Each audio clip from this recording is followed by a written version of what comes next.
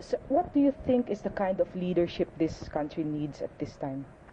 This country needs at this time a strong leadership, because we are going through very critical times, and we need a crisis leader, a leader capable of making hard decisions, a leader who is not content with just making popular decisions, but hard decisions, decisions that are required by the circumstances.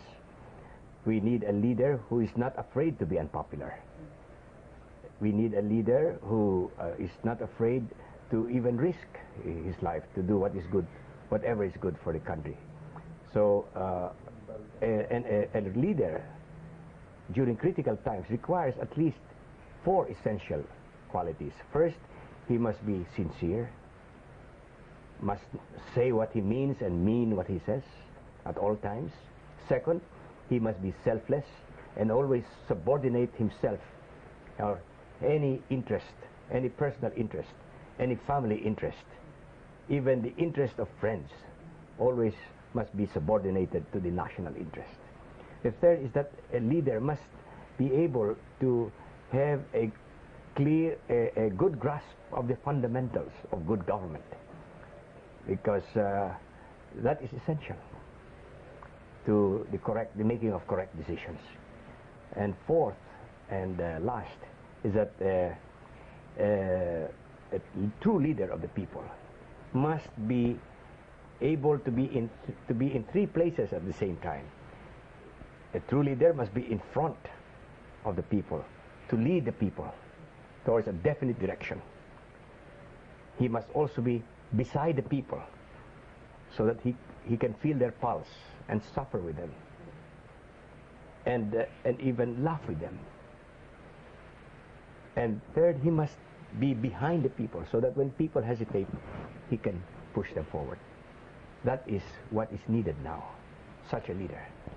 Sir, do you regret having given up the chance or the opportunity to serve as a president to give way to President Aquino? Do you ever regret that decision?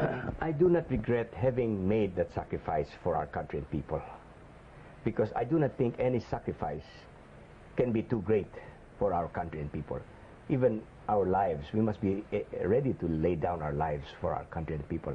Perhaps my mistake was in giving way to the wrong person. I should have given way to a better person, someone who would have provided the leadership that we now need during these very critical times. Sir, graft and corruption were always issues against all incumbent administrations, and it seems to be growing worse. What do you think is the solution to this? The solution is very simple.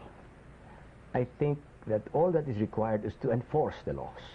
We have enough laws, especially laws against graft and corruption. We have the Anti-Graft and Corruption Act, and it's a matter of enforcing these laws. The President is the one duty-bound under the Constitution to faithfully execute these laws. When President Aquino was elected, she took an oath to faithfully execute the laws, which includes the laws on graft and corruption. But these laws on graft and corruption have not been enforced, and it's a matter of enforcement. Until now, we haven't seen any big fish sent to jail. I believe that if we just simply enforce the laws and build bigger jails, we would be able to reduce substantially the graft and corruption that we see now. What do you think should be the #1 priority of this administration? The #1 priority of this administration, or any administration for that matter, should be the maintenance of peace and order. Peace and order is the #1 problem of the nation. And you know very well that law and order is not only heaven's first law, it is freedom's first condition. If you do not have peace and order, you will have anarchy and lawlessness, which is what we have today.